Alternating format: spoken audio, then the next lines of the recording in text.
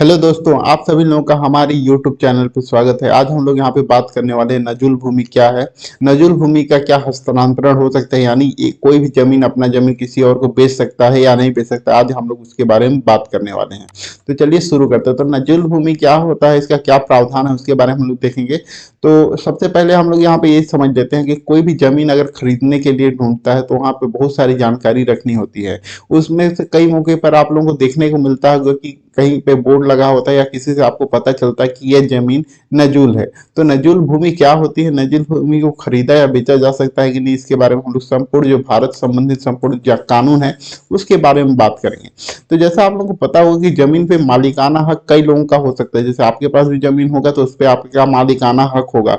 इसी प्रकार सरकार के पास भी जमीन होती है जिसका मालिकाना हक कौन किसके पास होता है, सरकार के पास, जिसको क्या बोलते हैं, शासकीय भूमि कहा जाता है। ठीक है, तो इस शासकीय भूमि का ही एक पार्ट है जिसको हम लोग क्या बोलते हैं, नजूल भूमि। तो नजूल भूमि आया कहाँ से, क्या होता है, उसके बारे में हम पहले बात कर लेते हैं। तो भारत में आप लोगों को पता होगा कि अंग्रेजों का शासन था, अंग्रेजों के रूल्स चलते थे, अंग्रेजों की व्यवस्था थी, उनके वहां पे सत्ता चलता था। तो वहां पे आप लोगों को पता होगा कि उस समय कोई भारत देश ऐसा कोई देश नहीं था। वो अलग अलग इलाकों में बटा होता था, अलग अलग रियासतें थी, राजाओं का हुकूमत था। तो वहां पे बहुत सारे राजा लोग ऐसे थे जो कि वहां पे अंग्रेजों का समर्थन करते थे, लेकिन कुछ लोग ऐसे रियासत थे, राजा थे या कुछ लोग थे, वो लोग वहां पे अंग्रेजों का समर्थन नहीं करते थे। जो लोग अंग्रेजों का विरोध करते थे और अंग्रेजी शासन का भी विरोध करते थे, वो कोई राजा भी हो सकता था, कोई अमीर भी व्यक्ति हो सकता था, कोई गरीब व्यक्ति भी हो सकता था, कोई कृषि करने वाला व्यक्ति हो सकता था, या कोई अदर भी व्यक्ति हो सकता था जो कि वहां पे विरोध कर रहा है। इस तरीके से जिनको हम लोग क्या बोलते हैं, स्वतंत्रता सेनानी बोलते हैं। ठीक है, जो वहां समय विद्रोह करते थे अंग्रेजों का, उनको स्वतंत्रता सेनानी कहा गया। ठीक है, तो क्या होता था, बहुत सारे लोग जब उसका विद्रोह करते थे तो उसमें जो अंग्रेजों का सत्ता था उसके अकॉर्डिंग उन लोगों को वहां पे दोषी सिद्ध कर दिया जाता था और उनको वहां पे सजा दे दी जाती थी।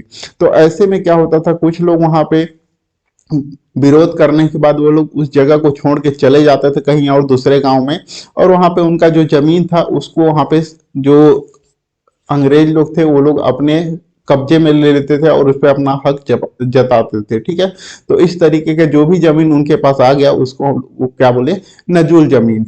ठीक है, तो ऐसे जितने लोग थे, बहुत सारे राजा थे, कोई कृषि कर रहे थे वो लोग भी विरोध करते थे, वो लोग भी चले गए। तो उन लोग का कृषि भूमि वगैरह थे, सभी को उस पर कब्जा कर लेने के बाद उस मालिक को सजा दे दी जाती थी।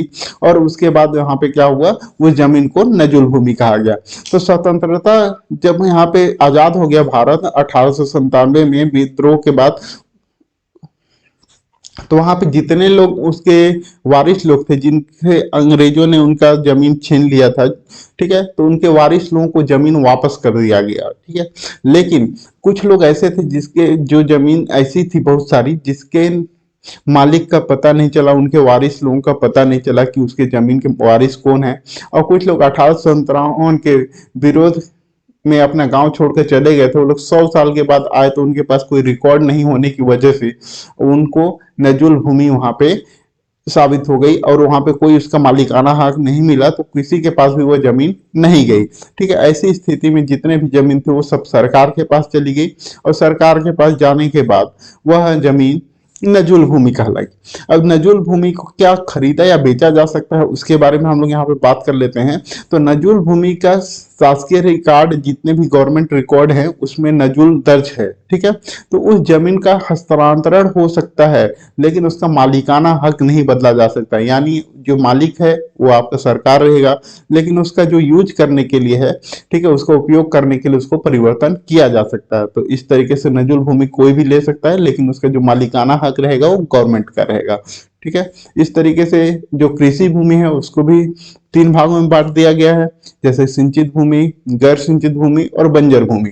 तो जो ST SC और OBC कैटेगरी के जो भी हैं जिनके पास कृषि भूमि नहीं है, गांव में है, जो कि कृषि योग्य नजुल भूमि है, तो उन लोग को 3 बीघा तक उन लोग को दे दिया जाता है खेती करने के लिए। लेकिन ऐसे लोगों को दिया जाता है जिनके पास वहां पे आसपास में उनके लिए खेती करने की जमीन ना हो, ऐसे लोगों को वो दे दिया जाता है। वीडियो अच्छा लगा तो वीडियो को लाइक और चैनल को सब्सक्राइब कर लीजिए ताकि इस तरह का आप लोगों को अपडेट मिल सके। Thanks for watching.